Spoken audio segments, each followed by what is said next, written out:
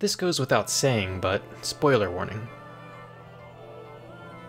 The final normal difficulty 8-player raid for Shadowbringers is Eden's Promise Eternity, where the Warriors of Light will battle Eden's Promise itself.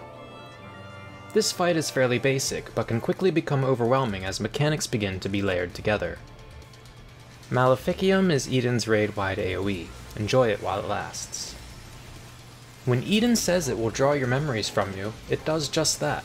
6 crystals appear around the outside of the arena, one featuring Titan, one Leviathan, one Garuda, one Ramuh, one Ifrit, and one Shiva. Each of these crystals is associated with a particular mechanic. These mechanics are not difficult to execute, but do not telegraph for the most part, meaning you'll have to learn them in order to survive them. For now, we'll ignore Titan and Shiva, and focus on the other 4, as Titan and Shiva won't be cast until the final phase of the fight. Leviathan has 2 column AoEs on either side of the arena, with a safe column running down the center of the arena. Garuda targets the Cardinals with 4 conal AoEs, with the cones in between the conal AoEs being the safe spots on the intercardinals. Ramuh's AoE is just a point-blank AoE in the center of the arena, arguably the easiest to deal with. Ifrit's AoEs are wide cones that hit most of the arena with very narrow conal safe spots on the west and east end of the arena relative to where the crystals are. When Eden performs cast, it will tether to one of the crystals. At the end of cast, the mechanic will telegraph for a split second before dealing its damage. There is enough time to adjust a little bit if you need, but it is very tight. After the cutscene, run into the blue circle to be transported to the next platform before this one is destroyed. Gaia's memories will be given a duty gauge, which we will have to do our best to preserve. Adds will spawn on the first platform and attack the treasured memory, damaging the gauge. Kill these as soon as possible. Eden will cast Obliteration, marking 2 players with Earthshakers and telegraphing a split damage stack down the center of the arena. The Earthshaker players should bait these on either side of the blue column in front of Eden, to avoid hitting the rest of the party, which should be stacking in the blue column AoE to spare the treasured memory some damage. Move to the second platform. The healers will be marked with stack markers, and the party should split into 2 groups to soak these. These stacks can damage the treasured memory, which cannot be healed, so try to be mindful of your positioning. After the stacks resolve, kill the adds and adjust to survive the incoming knockback. Arm's length and surecast work here. Move to the third platform and AoE down the final wave of adds. There is another preventable knockback here, this time in a radial pattern. Stand in the center of the arena for the knockback and exit the platform when the blue circle appears.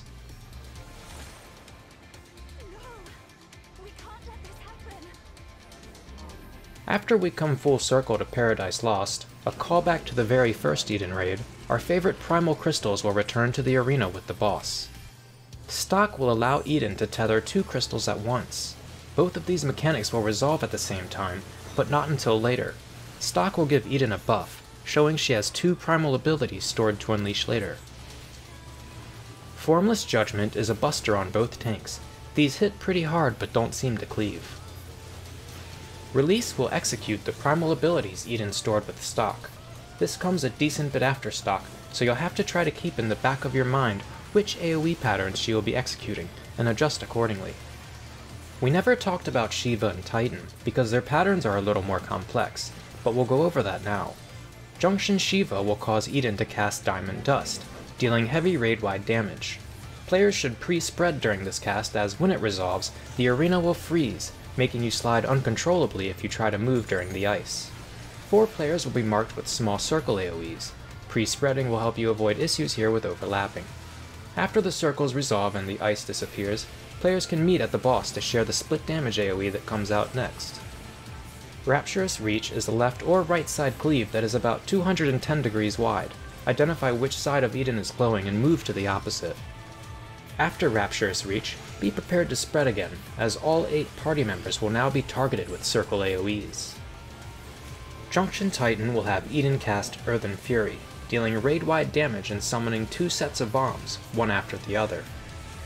Note the order they appear in and move to one of the small bombs from the second set that dropped, as far away from the large bombs as possible. After the first set explodes, move to one of the adjacent spaces that now sits empty. The circles on the arena are really helpful for determining the bounds of the safe spot. Like Shiva, Titan is followed by a Rapturous Reach, and then a stack marker. While the number of possible combinations can make learning this fight a little tricky at first, if you don't allow yourself to become overwhelmed, and focus on learning each Primal's distinct pattern, you'll have no issues here. Congratulations on completing the Eden Raid tier, and I'll see you in Savage.